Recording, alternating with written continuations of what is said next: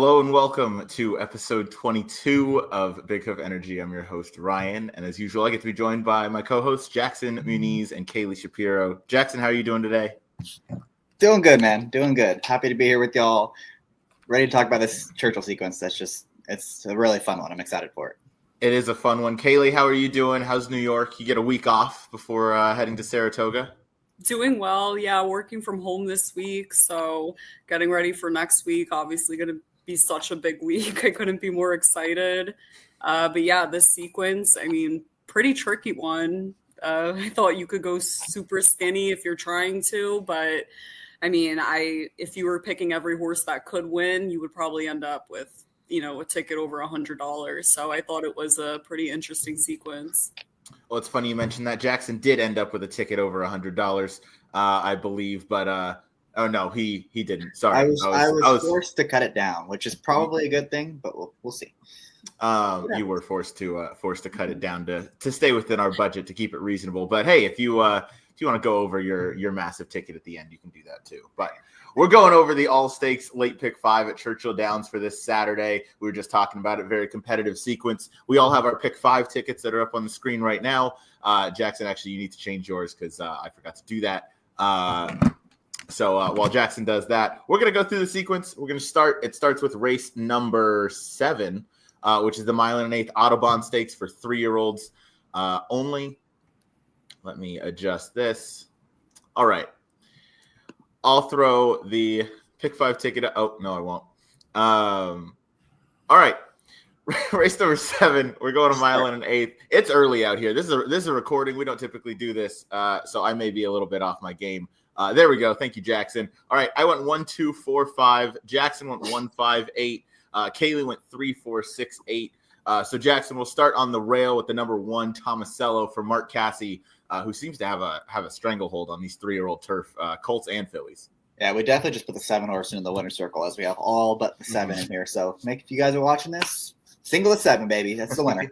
Yeah, this is an interesting horse. I thought he's done really well since getting away from Gulfstream. He's really stepped up his game. That win at Keeneland was impressive. He took him the whole way. He was pressured. It was a hot pace, especially that second half of the race. And he won that race pretty easily in the end. Came right back and did it a different way, stalking a hot pace this time and just barely getting the job done that day. But again, he was much closer to the pace than the horse coming from the back of the pack. So he's done nothing wrong in his last 2 starts. There's a kind of a lack of speed in this one too. So I feel like he's either going to get the pocket trip or he's going to get the lead in here, which is the trip he wants. They're not going to go as fast as they've gone the last couple times. He just seems like he's supposed to get a nice trip. He's improving.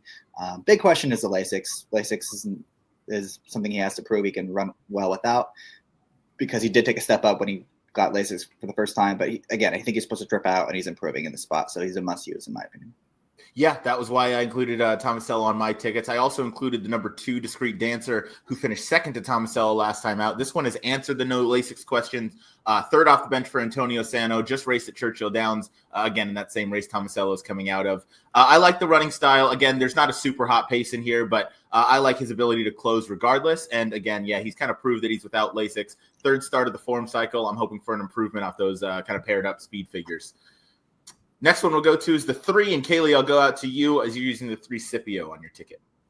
Yeah, this horse was actually, I think, pretty much my top pick in here. If I was playing just, a horse that I want to bet to win. This horse is second choice on the morning line. I think there's not a ton of speed in here, like Jackson alluded to. The 1 should be pretty forwardly placed, but I think that the 5 is going to be either on the lead or pressuring that 1 the whole time.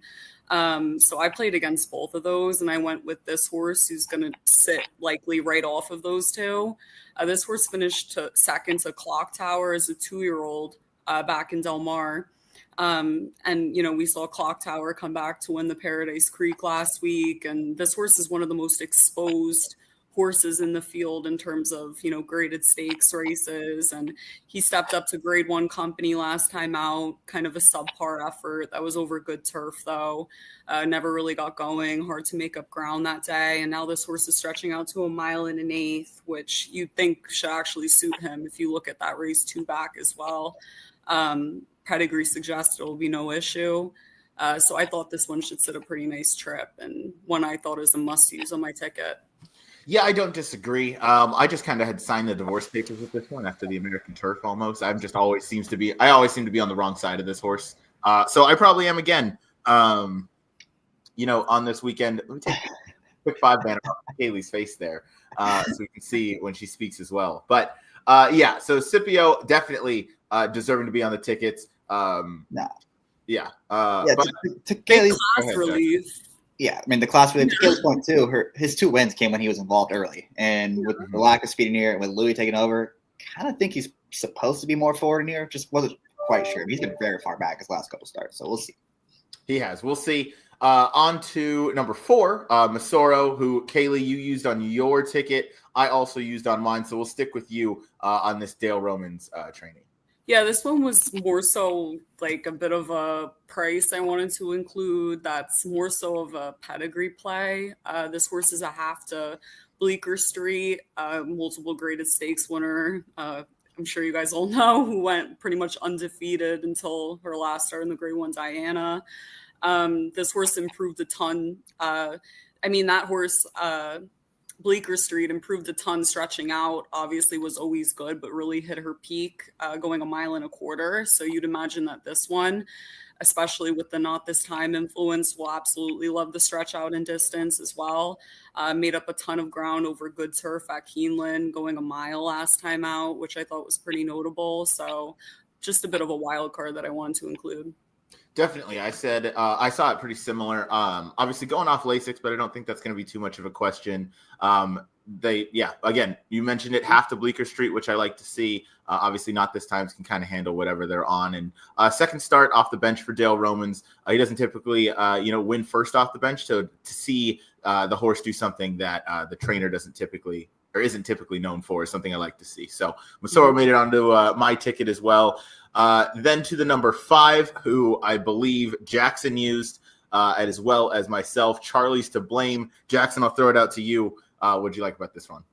Yeah, I really, really thought about singling this horse. I like him a lot. I liked him quite a bit last time too. And, the Jeff Ruby Stakes was just a suicidal pace. I mean, I'm not a big fractions guy because I don't think they matter as much, but they went sub 23 to the first quarter there, going mile and 8. They never, ever, ever do that. And they were just flying. The race completely fell apart. Don't want to be too harsh for that race. I mean, too bad he beat Tescore on the grass. We know how good Tescore is. So, and there's a lack of speed in here. He's going to be in front. He's got Rosario. Rosario on the lead is very, very tough to beat when he gets a horse in the groove. So just hoping to send him out of there. Hoping he gets back those good efforts 2 and 3 back. And we'll see what he's got in the stretch. But I think he's very, very tough because he's going to be the lone speed in this race. Yeah, he does look like lone speed. All the points you mentioned are why he's on my ticket. I have him as an A. I don't know that I would have. I was going to single him, but I can certainly see where you're coming from because Joel on the lead, routing on turf is always a danger. Actually, routing anywhere. If he's on the lead, that's a problem for most people. Next horse we'll talk about is number 6, World Beater. Last one at Churchill Downs on Derby weekend. Kaylee, you have this one on your ticket. What do you like about World Beater here? Yeah, this was another one along with the 4. I mean, I was kind of looking for horses that made a bit of sense.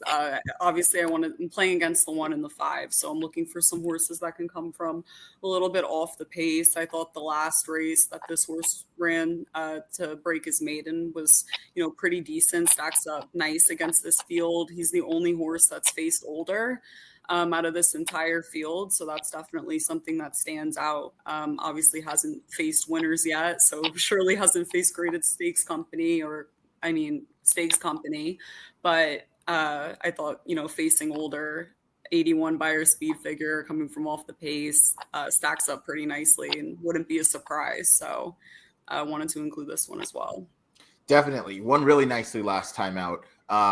And has taken a huge step up since trying turf. So I like it. The 7 is going to be the winner of this race, as Jackson mentioned, the only horse that we have not talked about and we don't have on any of our tickets. Jackson, do you have anything on this one? Yeah, I should mention, I do think he's kind of the wild card of this race and why I didn't single the 5, because he did go the lead last time. And that was his best effort by far he's ever run. And now he gets Frankie Dettori, who's been aggressive all year long. So this could be the wild card that really speeds up the pace in this spot. I don't think he can win, but he definitely is a big key to this race. I agree. Jackson, I'll stick with you and then go to Kaylee as the number 8 early adopters on both of your tickets as well. Yeah, he was a tough call for me because he was not good at Tampa Bay, and then came back at Keeneland. I was completely against him. He took all the money in the world. He did not get a good trip. He was super wide the whole way, and he found a way to win that race. And he did it impressively. So I kind of had to get him on my tickets here. He seems like the best closer in this race. He can take another step forward as well. He's not really a standout by any means on figures or anything. I just think he's one that's improving and has the best kick. So I wanted to put him on my tickets. Kaylee, what about you? Yeah, I completely agree. I mean, you bring up the 7 that, I mean, we talked about how the 1 and the 5 are likely to be up front, and the 7 kind of is a wild card in terms of the pace scenario, which is another reason I wanted to include the 8. So yeah, I mean, I included this horse mostly to protect myself. Obviously, Chad Brown, very dangerous in these types of spots, but also this horse ran into, off turf and yielding turf in one effort. I tossed that. That's the only graded stakes. And then the 2 listed stakes, I mean, we're going a mile. Clearly the horse really improved stretching out last time out. And an allowance race at Keeneland is pretty comparable to a listed stakes race at a lot of other tracks. So yeah, I definitely wanted to include this one as really the only closer on my ticket. Yeah, no doubt. Early adopter won nicely last time out. I didn't include this one on my ticket just because I thought he was going to be a little bit overbet, but he's certainly a huge threat to win it in what is a difficult sequence. So that's the first leg. We talked about genuinely every horse in the race because we had every horse except for your winner, which is the number 7, King of Ashes. But I went 1, 2, 4, 5. Jackson went 1, 5, 8. And Kaylee went 3, 4, 6, 8. We'll move on now to race number 8, the Shawnee Stakes, going a mile and a 16th for 4-year-olds, fillies and mares, 4-year-olds and upward. Goodness, I'm losing it. I went with the 3, 7. Jackson went with the 4 as I'm waiting for it to scroll across the bottom. And then Kaylee went with 3, 6, 7. So we'll start with Jackson, we'll start with the number 1. Where's my ring? Because she ends up here after scratching out of a couple spots out west. She's 5-2 on the morning line. What did you give her chances? Obviously, none of us really liked her in this spot if she's not on any of our tickets. Yeah, she's a tough call, right? Because the number 2 back just jumps out at you, obviously, and that's a huge, huge number that would win this race very easily. Is she capable of replicating it? I don't know. She didn't last time, and then there's been a couple scratches. There's been a barn change. They're shipping her back across the country after she went back to California. Just some things happening here. I don't know. It all would depend on the price. Like if she's 5-2, I don't know. It's a tough call because is she 5-2? If she runs back that race 2 back, she's 5-2 would be a gift, and if she doesn't, she's not going to be anywhere. So I'm going to try to beat her in this spot. I think there are others that are more interesting. No doubt. We'll start with the number 3, and Kaylee, I'll go to you. I also like this runner. I was originally just single to the 7, but I wanted to throw the 3 Royal Spa in, mainly because you're getting Pratt at 10-1 on the morning line. Don't know if we'll get that at post time, but what did you like about this runner? Yeah, for sure. Just to go back to the where's my ring thing really quickly, because that's like that's your morning line favorite. She's just like really not to be trusted. I mean, that figure 2 back is such a standout in any of what she's shown ever. And I honestly have a feeling that Torpedo Anna might have taken the light out of her eyes and the apple blossom a little bit. So it's tough to come back after that, facing a horse like that. So she was a bit of a play against for me, obviously, but I really like the number 3 Royal Spa. Obviously you get 10-1 with Flavian Proud aboard, which you'll probably never get, but even at a shorter price, I thought that this one's pretty interesting. Obviously is in really good recent form. Last 2 starts have also been over off tracks as well. So you'd imagine, maybe she improves if she gets a fast track on Saturday, but yeah, I mean, I think this horse, the last race that she did have at Churchill Downs is a bit of a standout as well, going a mile. She finished second to Too Sharp that day, who just won the grade 3 winning colors at Churchill Downs. So that was something that stood out to me about this one. Definitely, yeah. Too Sharp was a flashy winner last time out. Absolutely flew gate to wire. We thought Hope Road was going to be on the lead.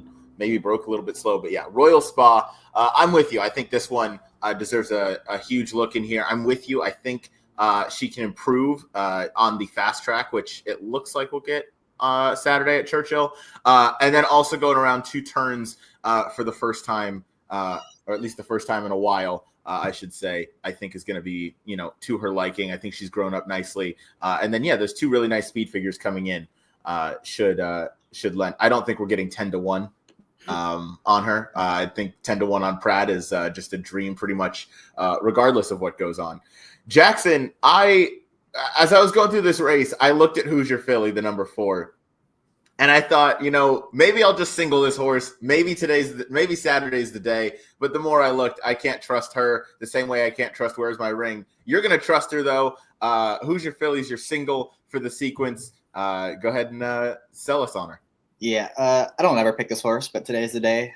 I bet against her all 19 of her starts. But today is the day.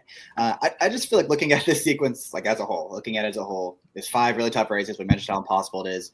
And it feels like this might be the race where people get very aggressive, either singling the 1 or Jin, who we're going to talk about in a second. And I feel like if you're able to beat those 2 horses, the thing is just going to pay huge, regardless of who else wins the rest of the sequence, because it's just going to spread out the money so much. So I really wanted to try to beat those 2 just to get outside the box a little bit. And I think she might be the right horse. I think she's going to get a really good trip in here, tucked in just behind the speed. Last time, it wasn't a bad trip. I don't think it was her best trip. Majestic Oops is an improving filly too, who's just getting better and better each start. I don't want to be too harsh against that performance. The 1-2 back at Sanita, Cavalieri and Richie are just way better than what she's facing here. She also just really likes this track. I mean, she loves Churchill Downs. She runs well here. I just think this is a spot where you have to take a stand, get outside the box. Because if I'm right about Hoosier Philly, if I could be right about Hoosier Philly and connect the dots on the rest of them, this ticket is going to pay huge. Yeah, you're absolutely correct. Maybe it is the day for Hoosier Philly. She's, to say something nice, as a 5-year-old, she's been very consistent. She's run 4 very similar numbers in all of her races this year. Obviously, had a grade 1 start, a couple graded stakes starts, and has run well. So she might need to take a bit of a step up, but I think if she really, puts everything together, she's clearly back at her favorite track, as you mentioned. And she grinds along. She is consistent. So maybe Saturday's the day where she's going to punch through and get that graded stakes victory. Go ahead. The other thing I'll say is, there's 2 monster numbers on this page. One is Where's My Ring, and it's completely a standout that she hasn't been able to replicate. And Jin has 1 monster number that she hasn't proven to replicate yet. And all the other numbers of those 2 horses are way slower than everything that Hoosier Philly's been running consistently. So just trying to take a stand against the 2 horses that are going to get bet a lot in this race. Hey, I like it. I'm not going to try and talk you off of something like that. I like that. I like that stance you're taking. Kaylee, we'll go to you next with the number 6 Alpine Princess. Brad Cox and Florent Giroux team up on this one. Yeah, I think the pace honestly could get a bit more heated than it shows on paper. Obviously, at the 1, Where's My Ring, she's going to have to send. The 3 has speed. The 4, Hoosier Philly, has speed. And the 5 almost ensures like a pretty decent pace in here. So if things do get, more heated than expected up on the front end, Alpine Princess is a horse I really wanted to include. I think she's pretty likely to improve off her last 2 efforts that were over off tracks prior. I mean, she was running figures pretty consistently better than most of the horses in here, and she's a very strong closer. So wanted to have her on my ticket, just at the possibility that things get heated up on the front end. Definitely, yeah. Alpine Princess is another really consistent runner. You can take out those last 2 as they came over off surfaces, and she clearly doesn't do her best running over a sealed track. So looking back to those previous 3 in the 2 grade 3 starts in the Remington Park Oaks, I mean, those are 3 very consistent numbers. So that's certainly a pick that I like. We'll go now to the number 7, Jin, somehow your second choice on the morning line behind Where's My Ring. I don't know that Jin's going to go off as the second choice. The Double Dog Dare, Jackson, you mentioned Jin's, has just the 1 number to run back to. Maybe she freaked at Keeneland, but that race has come back pretty strong. I thought at first maybe that was a situation where it was just, that one-off where she was the only horse that showed up. But Candied came back to win her next out and improve the buyer. Dreaming of Mo came out in her next start to finish second. But also improved that buyer by a lot. So I feel like the race is pretty live, and Jin might just be that 4-year-old that really just took a step forward. We saw Sweet Azteca come back as a 5-year-old, and she was a whole new horse. ran a career best. So maybe this is just the new version of Jin that we're going to get. Second time in the barn for Brendan Walsh. Again, I was really close to singling this horse. 7-2 on the morning line made me justify using a second horse in here just to try and beat her in case it is a one number type of situation. But either way, I think Jin was really tough to get by. Kayla, you also used her. What are your thoughts on Jin? Yeah, I think that people might think that the double dog dare effort is pretty deceiving, like on paper. I mean, just FYI, her biggest threat in that race was pulled up out of the race. So obviously she naturally had an advantage when that happened, up on the front end, and kind of just drew off that day. But you still have to take it pretty seriously if you read in between the lines. I mean, she obviously was benched after the Oaks. They tried to bring her back in January as a 4-year-old, and first effort off a really long layoff, she ran very poorly, and then switches into the Brendan Walsh farm, who clearly took a little bit of time figuring her out, and then debuted her in a grade 3 at Keeneland, in which she won with the huge figure. So you really have to imagine that he figured something out with this horse, or there was something off with her that they've resolved. So I don't think that's I'm not saying she's going to win and it's going to be with the same figure and she'll run back the same, but I think you'll see a pretty good effort from her on Saturday, and obviously one that I really wanted to include just given that. But yeah, I mean, she's one in a few she's one that's probably going to sit right off of, your main speed in here and sit a really nice trip. So I think she's the one to beat. I agree. And, I'm sure if you look back at the race for Jin, you mentioned that just FYI was her main threat and was eventually pulled up out of that race. But going a mile and 16th at Keeneland, you can say, she sat a very nice trip that day, all things considered. It's a mile and a 16th, and she was forward. That typically goes well for those runners on dirt with that short stretch at Keeneland. But again, I think just the way she did it, and then the runners that have come out of that race to also run really well, I think it flatters the form. So going the extra half furlong doesn't bother me much at all. Candied. Yeah, exactly. Candy came back and ran really well, and she would be a deserving favorite in here if she was running in this race. Jin's obviously got a lot to prove. I'm hoping we don't get too much of a shorter price on Jin than 7-2. Anything under 5-2, and I don't think the value is going to be there, considering she still does have to, back up that performance. But it's probably only going to take around a 92 to beat this field, if I had to guess. So. Certainly one that I think warrants respect. And Brendan Walsh seems to have this filly figured out in her 4-year-old season. That's race number 8. Race number eight, the Shawnee Stakes. Oh, they're not going an extra half furlong. They are just going the mile and a 16th. Sorry, I don't know what I'm talking about. But we'll move on to race number 9, the Arlington Stakes, grade 3, going a mile and a 16th, 4-year-old and upwards on the turf. I went, where am I here? I went 2, 4, 8, 9. Jackson went 2, 4, 5, 6, 7. Kaylee went 5, 8. So the number 1 is your winner. Maybe 1, 3. If you just use those two, appear to be your winners in this race, as we've again used basically the entire field. But again, I think that just speaks to how deep and competitive this sequence is. We'll start with the 2, Jackson, at you. Cameo Performance, a horse that I also like and had to include on the ticket. I wanted to give this one more chance after running 8th in the Turf Classic, but that was a weirdly run race. And then go ahead and touch on why you like Cameo Performance here. Yeah, you see how spread I am in this race. My big opinion is the favorites don't have any edge over this field, so I wanted to just try to get by them, get something more of a price in here. So 2 is one I'm going to use.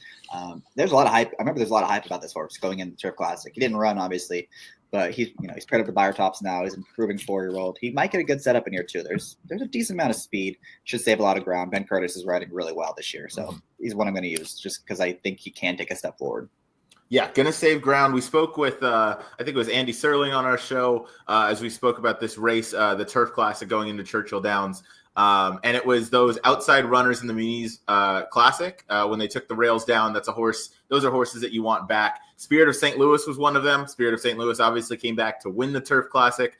And I feel like Cameo Performance maybe just didn't handle that, the good going that day, but I mean, I know he's handled it in the past, so maybe that wasn't it. Maybe he just didn't fire his best race, but I wanted to give him one more chance here because I thought he had a strong look. And you mentioned it. Ben Curtis has been riding red hot at Churchill Downs, and he's in a good little groove right now. We'll go. We should mention that we haven't mentioned yet. It's supposed to pour Friday, so they're going to be getting the ground on Saturday as well. Oh, good. Okay. Well, thank you. I did not look at the weather forecast. Saturday is sunny. Saturday is sunny and 75. Great. It is supposed to pour Friday. Well, they seem to have figured their turf course out, so I think it drains pretty well. So we'll hope for, but yeah, that's a good shout. There's probably going to be a little bit of give in the ground. We'll go to the number 4 Hershey for Helen Pitts, Edgar Morales. What'd you like about this runner, Jackson? One I also included on my ticket. Yeah, I keep seeing this time form number for that race, and I don't know if it's a typo or if it's legit or not, because it's been like a month now and they haven't changed it. If it's legit, I mean, isn't he supposed to be 1-9 in this race? I don't know. No, he's a horse I've always liked. He did a lot of good things last year. I know he lost a couple of these, but he was always right there. Obviously came back and did really well at Keeneland. That was a monster effort. Even if that time form number is wrong, you just go by the fire. That's a huge effort. And he could take another step forward, start number 2 as a 4-year-old. Another one that'll be forward, save some ground. He's very logical in this spot. He is, yeah. That last time form number, the 137, is absurd. And if that is true, Hershey's going to blow the doors off this field. Yeah. But either way, the 96 has held up nicely, regardless of the time form, and just one that I think is going to sit the right trip in a race like this. So certainly one I thought is worth using second off the bench for Helen Pitts here. Kaylee, we'll go to you with the number 5 Laganos for Steve Asmussen and Flavian Pratt in the saddle. Second last time out in the opening verse stakes at Churchill Downs. Yeah, I mean, this horse is going to track the pace, and he's not going to need anything crazy fast to close into. So I thought that this was a pretty nice spot and field for him. Last time out, that was second off a layoff, and that horse ran really well to get second that day. 93 speed figure, which stacks up nicely with his career best effort, which was at Churchill, going the same distance, 1 mile and a 16th in the Grade 3 Commonwealth, which he won. And obviously Flavian Pratt's aboard. So, this isn't any creative angle, but I really do make sure that where necessary, I have any horse that he's on my ticket. Like, I think it's pretty essential, especially in these types of spots. The horse is 9-2. It's a really good price on this horse. I mean, I bet him to win all day at that price. And I think some of your favorites in here are pretty vulnerable. So I think this one should sit a pretty nice trip and stretching back out to, the distance that he ran his career best effort going. So one that I really wanted to include. Yeah, no doubt. You brought up a good point where Pratt on a horse, really any horse in any race, but on a horse that has a chance in a wide open race like this, he's the perfect guy to use because he's going to have the horse in the right spot, and then it'll just be kind of up to the horse to have enough to get the job done. But I'm with you. I think Laganos certainly deserves a big shot in here. Jackson was also on your ticket. Anything to add? No, you guys kind of covered it. I mean, Pratt can put him wherever he wants is the key. And this horse can be close. He can be way out of it. He can be mid-pack. He can do whatever he wants with him. That's huge. A little concerning that Asmussen is not winning races right now. He's 4%. A lot of seconds and thirds, but not as many as you would think either. He's only hitting the board up. I mean, what is that, a 35% clip, maybe 40% clip? A little bit low standard for him. That would be a concern I would have. Yeah, maybe a slight concern, but Lagano's still a very consistent horse in his barn and certainly one that could buck the trend a little bit. Next horse that we have to talk about is the number 6, I believe. Yeah, the number 6. Jackson, you have Call Protection, Irad, and Maker teaming up on this one. Just getting really good at the right time. Keeps improving. His turfway form was excellent. The one bad race, he set a wicked pace that day. Got beat by Mercante, who's one of the favorites in this race. So no shame there. Done absolutely nothing wrong. He's very live in here too. I think another one that's improving. Another improving 4-year-old in this race. There's a lot of them in here. So it just feels like one of them is going to take a big step up and probably come out victorious in this spot. I agree. One that we don't think is going to take a step up is the 4-year-old Silent Heart for Brian Lynch and Luis Saez. So we'll move on to the number 8, Mercante. Kaylee, you have this one on your ticket. This is the horse that you like and you'll use alongside Laganos. What did you like about Mercante here? Yeah, I felt pretty good using just the two of them because obviously this one has really good speed and the other one's going to come from off the pace. But I thought obviously that 101 sticks out like a sore thumb, but it is good to see. I mean, the horse ran a 101 in the start prior as well. So it's probably, that this horse is really improving as well at the right time. And also I mean, the horse ran a really good race, obviously over the synthetic. And then after that, ran one over good turf pretty well. So you'd imagine this horse likes a little bit of give. And if we get rain, it's not going to hurt this one whatsoever, I don't think. So, I mean, here obviously has really good speed. Should have won last time out if the race was just, if it was at the distance that they're going to go on Saturday. So I thought that this one is coming into this in really good form. And out of the two short prices, this is the one I wanted to include. Yeah, I want to say this was Jackson's long shot on the Churchill Downs in the Turf Classic that just, missed by about 3/4 of a length there. But yeah, no, you mentioned this horse is in really good form right now, just kind of coming into his own. Paired up the 101 Buyers, which you like to see, just, backing up that race prior, and did it on two very different surfaces, going from the synthetic to certainly a bogged down Churchill Downs turf course on Derby Day. So I thought Mercante deserved a strong look, which is why he's on my ticket. The last one we'll talk about is the number 9 Brilliant Birdie, 7-2. Should we kind of races her horses into shape? As we know, obviously this horse is probably going to get over bet because they love betting Cherie the way they love betting Irad Ortiz. So I don't know. I think the two improvements to start Muniz Classic or Muniz Memorial Classic at Fairgrounds, obviously to kick off his season as a 4-year-old now, was very respectable. Ran right back to his prior numbers. Took a step up in the opening Verse Stakes when he won there during Derby week. And then now goes into a very logical spot, just one more step forward. Undefeated at Churchill Downs, a perfect 4 for 4. So clearly a horse for course type angle. I suppose the question could be the kind of wet turf course that we might get on Saturday. But I still think with the breeding, I don't think that's going to be too much of an issue, and certainly one I'd be willing to roll the dice on. So I wanted to have the 9 Brilliant Birdie in my tickets. Jackson, you did not use Brilliant Birdie, did you? No, you did. I did use the 7 though. You did use the 7. Yeah, sorry. I'm looking at just speed horse. I'm looking at too many numbers. We're good. Next race. Oh, we can talk about Silent Heart. It's 10-1. Go ahead. No, I don't have much to say. I think he's going to be the speed of the speed. Mercante likes to sit off of a rival, and I think Mercante has much bigger threats behind him. So he might just kind of leave him alone. And he's got numbers that put him right there. He's got to prove he can do it over this turf course against his caliber. But if he gets loose, I think he can be very dangerous. Yeah, no doubt. Certainly a speed type. Luis Saez, he's going to be aggressive as they get out of there. That's race number 9. The Grade 3 Arlington Stakes, going a mile and 16th for 4-year-olds and upwards. Next, we'll go on to race 10, the Grade 3 Blame Stakes, which in my opinion was probably the hardest race on the sequence, but that is where I ended up singling. I singled the 8. Jackson used the 3, 6, 8. Kaylee went 6, 7, 8. So we're going to start with the number 3. Well, first, we got to mention, Jackson, is this rail horse? This rail horse is going to win by 10, right? Yeah, I just got a call from our boy Shane. Apparently, I'm getting them out, so I got to book my flight to Louisville pretty soon. I saw that the other day. That was pretty great. The 3 Antiquarian is on your ticket, Jackson. I really like this pick. This is one I considered pretty heavily in my construction here. I just thought this was kind of the horse that could take a huge step up in the spot. I ended up singling elsewhere, but go ahead and tell me why you love Antiquarian. Yeah, I've always been a big fan of this horse. I liked him a lot last year in Louisiana Derby. He had a tough trip and ran well after breaking through the gate before. And then I loved him, Peter Pan, cashing him that day at almost 6-1. Ran fine in the Belmont. Nothing wrong with that. He was super wide the whole time.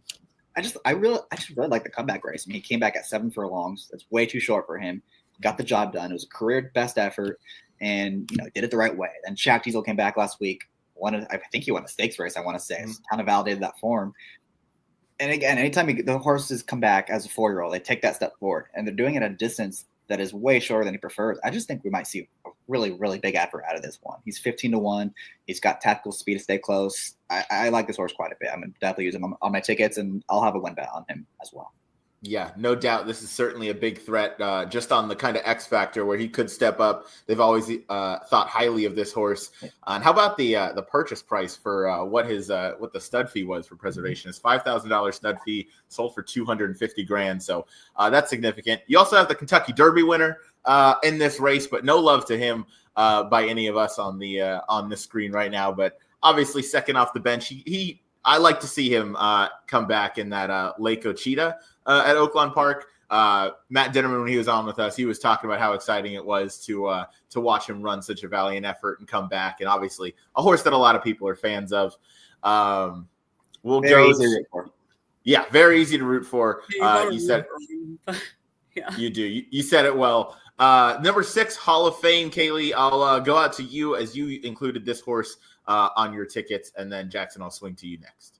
I mean, the 6, the 7, this is a loaded field. And first of all, probably a really fast pace. I think the 6 and a lot of good horses in here. Obviously, we talked about Antiquarian, the Derby winner. But really, I believe that the 6, the 7, and the 8 are a notch above the rest of the field just in general. I mean, the 6 obviously ran Hall of Fame, ran second to Fierceness last time out. Fierceness set a track record that day, coming out of an extremely strong race, has really good speed, but obviously has proved that he has endurance as well to carry it through. I think that he's going to be very dangerous here. 8-1 on the morning line is an incredible price on this horse. I mean, he literally just finished third to Fierceness that day. In the Ali Sheba. And then I also included the 7 Most Wanted, who, finished second to Fierceness that day in the Ali Sheba. So both of these horses have really good speed and I think are a notch above the rest. So I wanted to have both of those on my ticket, the 6 and the 7. Yeah, I don't entirely disagree with you there. Hall of Fame and Most Wanted obviously coming out of, I would say, the most talented race where you had Fierceness at the track record, as you mentioned. Jackson, anything to add on the 6 Hall of Fame and why you didn't also use the 7? Yeah, definitely want the 6. I wonder if you'll get 8-1 on him. That seems a little too high for a horse that's put up 4 straight 100 buyers. But he's a must-use. I think he'll get a better trip than he did last time when Most Wanted kind of got away. And the biggest thing for him is I was always concerned about the no Lasix thing because that was a big issue for him as a 3-year-old. He finally proved he can still run very well without it. So that was the big key for him last time. As far as Most Wanted, he's obviously very talented. I wonder what kind of trip he's going to get in here because there's a lot more speed than he's seen in his last couple starts. Banishing goes outside is not going to let him get away. We know that. And he ran really well last time. He just got the easiest lead of all time, and he ran very well. He did what he was supposed to do with it, but I just think he's got a much tougher time of it today. And you look back at that race at Churchill last year when he faced a little bit of pressure. He didn't run nearly as well. So I think he's worth trying to beat at a short price. Yeah, I agree. I like the point on Hall of Fame. I think that one answered the no Lasix questions, as you mentioned, which we talked about last time we covered this race. So that was good to see. Most Wanted, obviously, going to be a pace presence. And I ended up singling the number 8, Banishing, Flavien Prat in the saddle for David Jacobson. This is just kind of what we were talking about in that last race, just a wide open race where any of these horses can win. So I'm going to take Flavien Prat on a horse that's going to have some good outside speed, should just be kind of stalking the pace. Pratt's going to have him placed perfectly. I don't really have a doubt about that. And Banishing's 2-turn races have arguably been better than his 1-turn races. Those 3 straight at Oaklawn in the Razorback Oaklawn Mile and the Oaklawn Handicap were fantastic. Obviously lost the Oaklawn Handicap to First Mission and then lost in the Razorback to Alexander Helios. But those races were really good. Was up on some hot paces both of those times and just seems to be really just a consistent horse, whether you have him at 7 furlongs or around 2 turns. He just always seems to run his A race. So certainly one that I want back. He just came out of the Grade 1 Churchill Downs at Churchill Downs, obviously, on Derby Day, running second by a neck. That was a huge race that he ran. That Churchill Downs stake was awesome, to say the least. There's going to be so many runners coming out of there that are going to go to the Met Mile. Nisos runs this weekend, who finished in 3rd. Actually, they dead heated for 2nd. Mindframe, I think his next spot is the Met Mile, I would imagine, unless they're just going to go with Fierceness. But either way, that race was stacked top to bottom. This race is also just as stacked. Some could say, but Banishing is going to be my pick. 9-2, I think, is very fair on the morning line. Yeah, worth mentioning. He and Most Wanted are not guarantees to run in this race. Well, that would obviously change the complexion of this one a lot. No doubt. Is Banishing cross-entered? Banishing may run in the Met Mile next week. He said he may wait for that. He also said he may run in both. So we'll see. How about that? I mean, he's quickly before. Yeah. a horse that I'm excited to use in some trifecta keys if the price allows. 3-1 may be a little too short, but Post Time is just the ultra consistent horse. No matter where he runs, no matter the distance, no matter the surface condition, this horse is 16 for 16 in the try. 10 of those being victories. Post Time just ultra consistent horse for Brittany Russell, Sheldon Russell teaming up here. So 3-1 on the morning line is a tad short, but again, I get it. Just ultra consistent type who always shows up, but doesn't always run those top 100 buyers. But on his best day, he can certainly win. Yeah, definitely. I mean, just wanted to go back to banishing as well and the cross-entered stuff, because I wanted to know, obviously, most wanted is cross-entered for the first Churchill Downs. If he ends up going there, I'd probably just use the 6 and the 8 here. Banishing hasn't been confirmed in any way for the Met Mile, right. So I imagine if he does run in it, he's going to be in both. But yeah, I mean, Banishing, if he does go here, that's the single of the sequence, in my opinion. I know Ryan singled him, so obviously you agree. But this horse, I mean, no matter what you put in front of him, he runs so well. It's just, I mean, I don't know how this horse comes from last to finish second in the Churchill Downs. He's won from off the pace. He's run really good races up on the lead. Yeah, this horse is just ultra consistent. And I mean, one I have on my ticket as well. So just wanted to add to that. Yeah, without a doubt. And Jackson doesn't have the 9. Sorry, I'm trying to read these tickets right now, and I'm all over the place. So that's race number 10. Yeah, race number 10, the Grade 3 Blame Stakes. We'll move on now to our last race in the sequence. It's race number 11. It's the Grade 3 Regret Stakes. We're going a mile and an eighth for the 3-year-old fillies on the turf. I went with the 2-5. Jackson went 4-6-9. Kaylee went with the 7. So we're all pretty spread out again. I'll start with the number 2 here for a good time. Brendan Walsh, Irad Ortiz team up for Flying Dutchman Stables. I just like the way this horse won last time. It looked like maybe this horse is just rounding into some good form. Obviously, the mile and an eighth off-track effort at Keeneland is where she broke her maiden, but then stepped right back on turf and just seems to be the improving type. So by Justify, obviously they've done fantastic on the turf, has a nice post position here, has the ability to be a little more forward. So I think if this race, maybe is a little bit slower up top, she can sit pretty close. But if they speed things up, she can sit and come from well off of it. So obviously has to answer that no Lasix question, but Brendan Walsh, Irad Ortiz at 6-1. That's a risk and a gamble I'd be willing to take. So I wanted to have here for a good time on my tickets.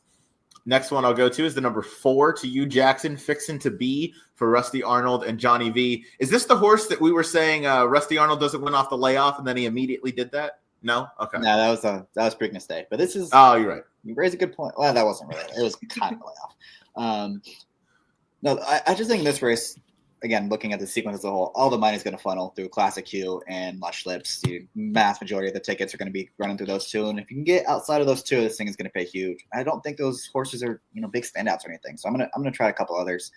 Fixin' to Be. I don't know how this horse won last time. I remember I bet the horse that got second. They're just crawling on an easy lead. This horse came from dead last and somehow got there, outkicked those horses home. I was very impressed with that effort. So I'm going to use her again here. I do think there's a chance there's a lot of speed in here. They all get a little too aggressive, and she's got the best kick, I think. So I definitely want to use her. She's 10-1. I think we can see a jump forward in this spot. Yeah, I think you absolutely can see a progression off that last effort for Rusty Arnold as he's going second off of the brief layoff, but second off a layoff line nonetheless. But yeah, you mentioned it closed really well last time into a pace that pretty much held together, all things considered. Next one I'll talk about is the number 5, and then we'll go to you, Kaylee, with your single for the sequence in the 7 Lush Lips. I went with the 5 Classic Q, Mark Cassie. This one tried older last time out and blew the doors off of them. Obviously was on Lasix for that day. Her only 2 wins have come on Lasix, but has run really well without them. So that's not too much of a concern for me. Although I get it if that gives you cause for pause. But I think this is kind of that third filly in the Mark Cassie 3-year-old barn, behind Nitrogen, behind Vixen. I think this is the one that's also kind of coming into her own, maybe a little bit later on than those other two, but she seems to be developing and progressing really well. So I want to take one more chance with her here. She's also a versatile type who can kind of, be up on the pace or come from off of it. And Jose is going to have this one placed really well. So I thought 2-5 I could kind of lock up and move on out of this race. But Kaylee, you're a big fan of Lush Lips, the number 7 for Brendan Walsh, Flavian Pratt in the irons. This one was chasing a slow pace behind Nitrogen last time out, but still managed to kind of close late, even though she ended up being, 3 lengths back. But Nitrogen would be 1-9 in here. There's no Nitrogens in this field. So you think Lush Lips is better than these, or why do you like her today? Yeah, she's going to get a ton of class relief. Obviously, after that Edgewood, she finished second to Nitrogen, coming from further behind, like you just said. The other two that were Nitrogen and the other one that was in the top 3, they were forwardly placed in that race. And this one should really like the mile in the 8th distance. I think stretching out, obviously, as a closer, it's going to help this one out a bit. And Nitrogen is a beast. So like you said, if she was in this race, she'd be 1-9. This one came, I think close enough to actually, I think this one is probably going to go off as the favorite. I thought that the morning line favorite was a bit vulnerable. The number 5 has never won without Lasix, and comes from a sprinting family. So I definitely wanted to go with the 7 here. I've been trying to get this one home for a while now, so I figured I'd just go all out and single her in a spot where she stacks up pretty nicely against the entire field. The only one that really scared me was the 8 in here, but I think Lush Lips has, good enough speed to get involved early, and she can also close. So she's a bit versatile. She can. She's certainly the versatile type. Lush Lips is one that definitely, scares me in this sequence. She in my opinion, will also go off favored at post time because I think it's deserving, and you have the connections as well. But off that last effort, losing to Nitrogen again, Nitrogen would be odds on in this field. Jackson, you're using the number 6, totally justified. Justify this pick for us. Well, this one is a true second on the bench for Rusty, so I can be forgiving of that last effort. She should improve. Last time she was kind of just chasing this big long shot and chased mode the whole time. It's not usually a winning trip on the turf, and she just kind of ran in place. But again, she came back and replicated her numbers from as a 2-year-old. And if you think she's going to take a step forward in here, she could be right there. And I think her races last year were a little underrated. The Jessamine was a race that kind of came apart late. She was up there the whole time and ran well.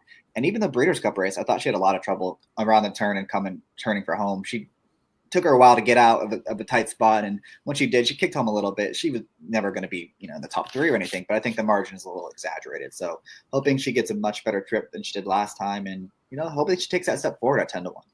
Yeah, I hope so too. She's certainly capable of a move forward, second off the bench for Rusty. Last one, Jackson, that you're going to talk about is the number 9, longest price that we've talked about today, 20-1, Micaiah for Brian Hernandez, James DeVito.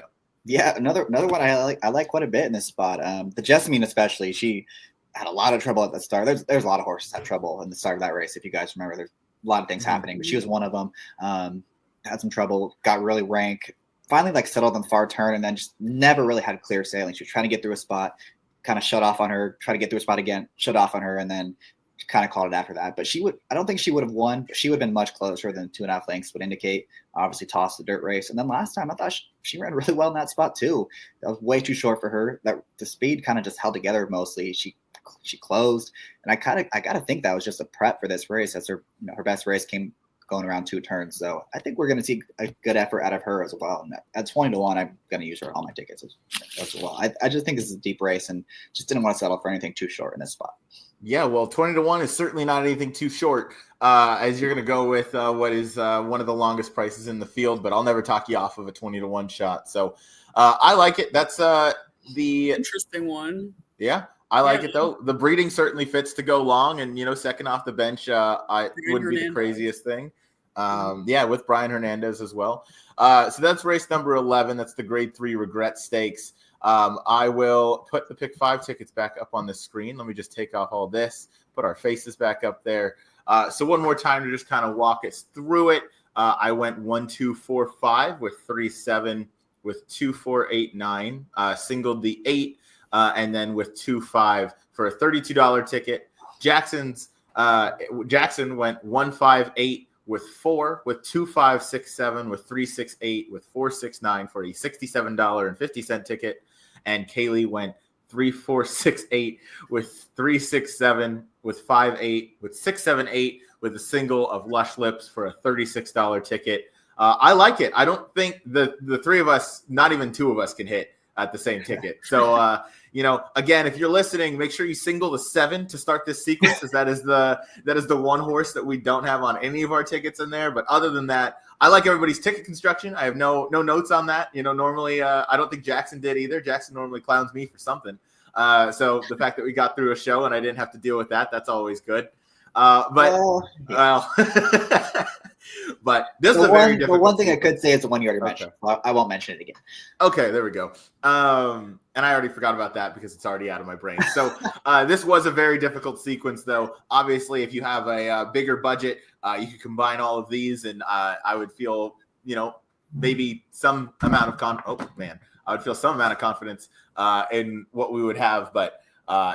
This was an extremely competitive sequence, but it should pay really well. There's 6 stakes going on at Churchill Downs, races 6 through 11. So if you want to play the pick 6, we didn't really cover that race, and we're not going to, but it would still be good to look into. It's always good to have those high quality runners showing up, and this is by far the best card of the weekend as we ramp up for the Belmont Stakes Festival. They're drawing the New York Stallion New York Showcase Day card today, if they haven't already drawn it. So I'm excited to see the entries for there. I doubt Spirit of St. Louis, the New York bred that's now a dual Grade 1 winner, is going to show up, but I would love to see that just for fun. But that should be obviously an excellent week of racing. I may be out there for a couple days. Kaylee is obviously going to be out there. Jackson, I don't think he'll be out there this time, but he'll be watching. But regardless, make sure you tune in this Saturday. We're going to be live for the Saturday show as we ramp things up towards Belmont Stakes weekend. We'll go live about noon Pacific, and we'll stay on until Jackson, Kaylee, and I get tired of talking. So normally that's around 4 hours. But it'll be a ton of fun, as it always is. We'll have live racing. We'll have live betting strategy, live handicapping, and that'll be a blast, as it always is. So thank you, everybody, for watching. One more time with the Pick 5 tickets. We'll be back again Saturday as we get into the Saturday show and all the live racing that takes place this weekend. Everybody have a good one. I've been your host, Ryan, Jackson, and Kaylee. Thank you.